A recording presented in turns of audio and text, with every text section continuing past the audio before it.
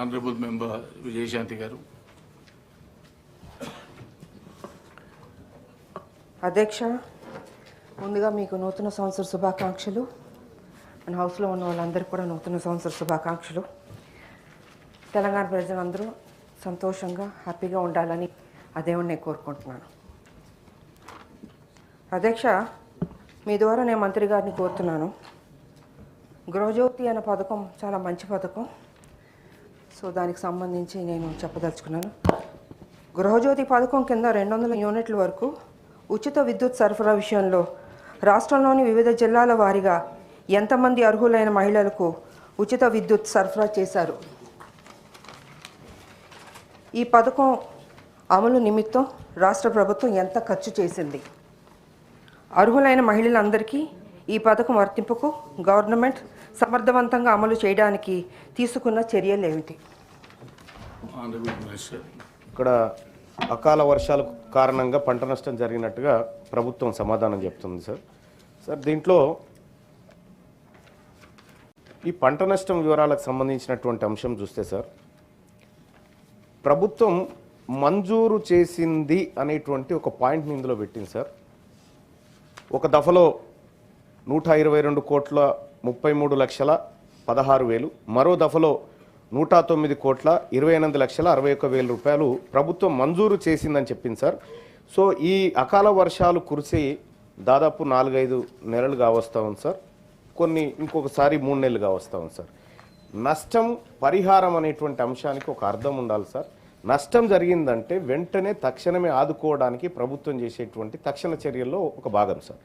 So ఈ మంజూరు అంటే నిజంగా మంజూరైనటువంటి డబ్బు నష్టపోయినటువంటి రైతుల ఖాతాల్లో ఉన్నాయా, ఇప్పుడు పడ్డాయా, ఏ రోజు వేశారు, మంజూరుకి లేకపోతే ఖాతాల్లో జమ చేసిన దానికి ఉన్నటువంటి తేడా ఏందో ఒకసారి మంత్రి గారు తెలియజేస్తే బాగుంటుంది సార్.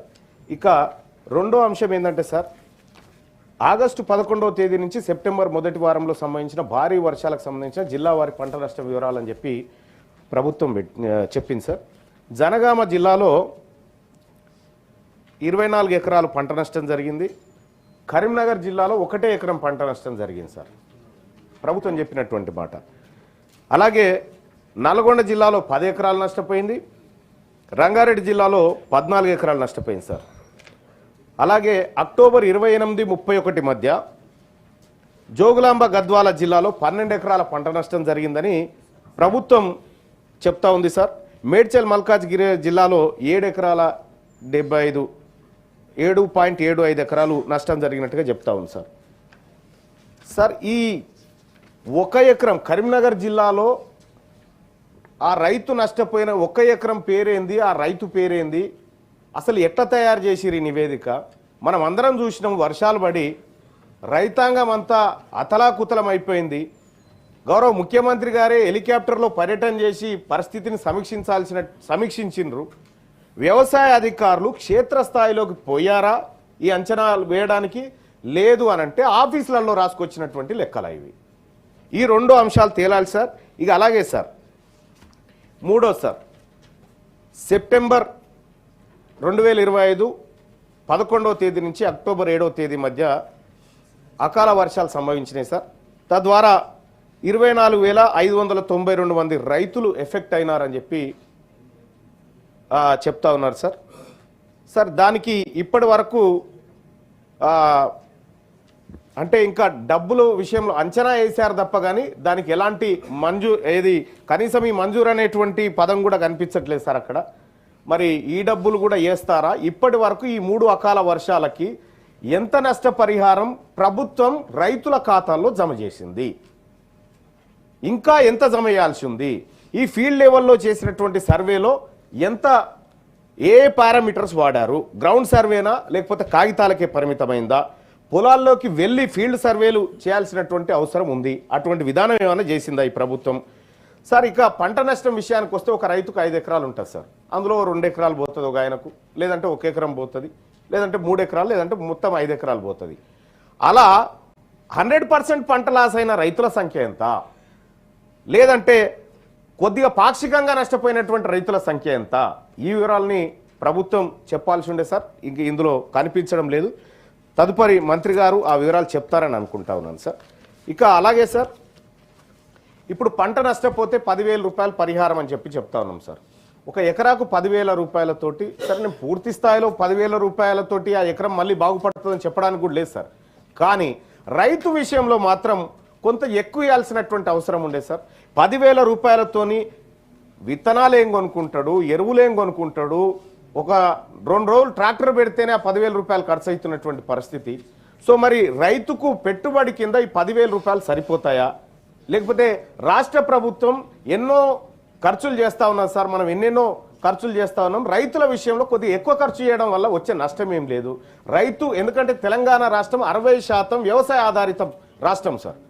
60% వ్యవసాయ ఆధారిత రాష్ట్రంలో రైతుల సంక్షేమానికి రాష్ట్ర ప్రభుత్వం రాజీ పడకుండా నిధులు ఖర్చు చేయాల్సినటువంటి అవసరం ఉంది సార్. సో మరి ఇప్పుడు ఎకరాకు ఎంత సరిపోతుంది సార్? ఎన్ని విత్తనాల విషయంలో పంట నష్టం జరిగినటువంటి రైతులకు ఏమైనా ప్రత్యేక సబ్సిడీలు ఇస్తా ఉన్నారా, లేదంటే ఎరువుల పంపిణీ విధానంలో ఏమైనా ప్రత్యేక చొరవ తీసుకుంటా ఉన్నారా? మరి ఆ రైతులు ఆగమైనటువంటి రైతులను ఆదుకోవడంలో తెలంగాణ రాష్ట్ర ప్రభుత్వం చొరవ చూపాల్సినటువంటి అవసరం ఉంది సార్. ఇక అలాగే సార్, ఇప్పుడు పంట నష్టపోయినటువంటి రైతుల జాబితా ఇచ్చారు సార్. దాదాపుగా 2,40,412 మంది రైతులు ఈ అకాల వర్షాల కారణంగా నష్టపోయినట్టుగా నివేదికలు చెప్తా ఉన్నాయి సార్. సార్ ఇందులో కౌలు రైతుల సంఖ్య ఏది సార్? కౌలు పట్టుకొని ఒకరి దగ్గర వ్యవసాయం చేసేటువంటి రైతు ఆయనకున్న 1 ఎకరం తీసుకుంటాడు, లేదంటే పక్కోలతో 3-4 ఎకరాలు తీసుకొని వ్యవసాయం చేసుకుంటాడు సార్. మరి ఇది నష్టపోతే సార్ కౌలు రైతుల లెక్క ఇందులో ఉందా? కౌలు రైతులకు నష్టపరిహారం చేరాలంటే ఎట్లా? మరి అసలు రైతుకు పోయి పట్టదారికి పోయి కౌలు రైతుకు దక్కకపోతే మళ్ళీ కౌలు రైతు పరిస్థితి ఏంది? కాబట్టి కౌలు రైతు విషయంలో కూడా ఈ రాష్ట్ర ప్రభుత్వం స్పష్టతనివ్వాలి సార్. వ్యవసాయ శాఖ మంత్రి గారు, గౌరవ మంత్రి గారు ఈ విషయంలో నాకు ప్రత్యేక సమాధానం చెప్తుందని అనుకుంటున్నాను సార్. ఇక సార్, మళ్ళీ నష్టపోయినటువంటి పంట విషయంలో ప్రభుత్వం ఇంకా ఇది క్వశ్చన్ అవర్ ఇది సార్. అదే సార్, ఎన్ని క్వశ్చన్లు సప్లిమెంటరీ వేస్తే ఎట్లా? ఇంకో ఆయన ఉన్నాడు సార్, ఇది రైతుల విషయం సార్. దయచేసి మీకు తెలియదు కాదు సార్, ఇది రైతులకు సంబంధించినటువంటి క్వశ్చన్ అవరే సార్. కాకపోతే ఏమంటున్నాను సార్, ఇందులో ప్రభుత్వం అడిగిన దాంట్లో సమాధానాలు లేనప్పుడు మరి నేను ఎవరిని అడగాలి సార్? తమరనే కాదు సార్. ప్లీజ్ సార్ కంప్లీట్ చేస్తా ఉన్నాను సార్. సార్ ఇంకా ఈ ఫసల్ బీమా యోజనకు సంబంధించినటువంటి సార్, ప్రధానమంత్రి ఫసల్ బీమా యోజన పథకాన్ని గత ప్రభుత్వం పట్టించుకోలేదు సార్. మనం కట్టాల్సినటువంటి ప్రీమియం కట్టలేదు, తద్వారా ఇబ్బంది అయింది సార్. ఈ రాష్ట్ర ప్రభుత్వం కేంద్ర ప్రభుత్వం ఇస్తున్నటువంటి ప్రధానమంత్రి ఫసల్ బీమా యోజన పథకాన్ని సద్వినియోగపరచుకుంటుందా? ఒకవేళ ఆ పథకం కనుక మనకు ఉంటే కొంతలో కొంత నష్టపోయినటువంటి రైతాంగానికి కొంత లబ్ధి చేకూర్చేటువంటి అవకాశం ఉంది సార్. సార్ ఈ అకాల వర్షాల వల్ల నష్టపోయినటువంటి రైతాంగం గుండె చెరువైనటువంటి పరిస్థితిలో, రైతులు దిగాలుతో ఉన్నటువంటి పరిస్థితుల్లో కొంతమంది రైతులు చనిపోయినట్టుగా కూడా తెలుస్తా ఉంది సార్. ఆ నివేదిక ఏమైనా ఈ ప్రభుత్వం దగ్గర ఉందా సార్? బీసీల విషయంలో తక్కెలపల్లి రవీందర్ గారు పెద్దలు వారు రాష్ట్ర ప్రభుత్వానికి కొన్ని సూచనలు చేసినారు సార్. సో ఇక్కడ రాష్ట్ర ప్రభుత్వం కూడా సరైన చర్యలు చేపడతామనేటువంటి ఒక మాట చెప్పింది సార్. గత అనుభవం ఒకటి చిన్నది ఉంది సార్, దాన్ని చెప్తాను సార్. దయచేసి 2014 నుంచి 24 వరకు సార్ దాదాపు ఈ 17 ఉన్నాయి సార్ నా దగ్గర. బీసీ హాస్టల్స్కి సంబంధించి 3,915 కోట్లు కేటాయిస్తే సార్ ఖర్చు చేసినాయి 2,914 కోట్లు సార్. ఇట్లా చెప్పుకుంటూ పోతే ఎంబీసీ కులాలకు 35 కులాల కార్పొరేషన్ 2017లో ఏర్పాటు చేస్తే 3,850 కోట్లు కేటాయించి 19 కోట్లు ఖర్చు పెట్టినారు సార్. గతంలో నాయి బ్రాహ్మణ కార్పొరేషన్కి 760 కోట్లు అని చెప్పి అనౌన్స్మెంట్ చేసి 83 కోట్లు ఖర్చు పెట్టినారు సార్. అందులో కేవలం కరెంటు బిల్లులకు 45 కోట్లు ఖర్చు పెట్టినారు సార్. అలాగే వడ్డెర కార్పొరేషన్కు 70 కోట్లు అని చెప్పి పెట్టినారు సార్, కేవలం 17 కోట్ల రూపాయలు ఖర్చు పెట్టినారు సార్. గతంలో జరిగిన అనుభవం సార్ మాకు. ఇది రిపీట్ కాకుండా ఉండడం కోసం చెప్తున్నటువంటి మాట సార్. సగర కార్పొరేషన్కు 33 కోట్ల 84 లక్షలని పెడితే కేవలం 4 కోట్లు ఖర్చు పెట్టారు సార్, కేవలం జీతభత్యాలకే సార్. ఇది కేవలం నామకే వాస్తే కార్పొరేషన్లు ఏర్పాటు చేయడం, దానికి నిధులు లేకపోవడం, విధులు లేకపోవడం, దానికి ఒక అటెండరు, ఒక డ్రైవరు, ఒక కారు, ఇంతకే తప్ప కానీ దాని ద్వారా ఏం ఫలితాలు సాధిస్తున్నాం అనేటువంటిది ఇప్పటి వరకు రివ్యూ కూడా జరగలేదు సార్.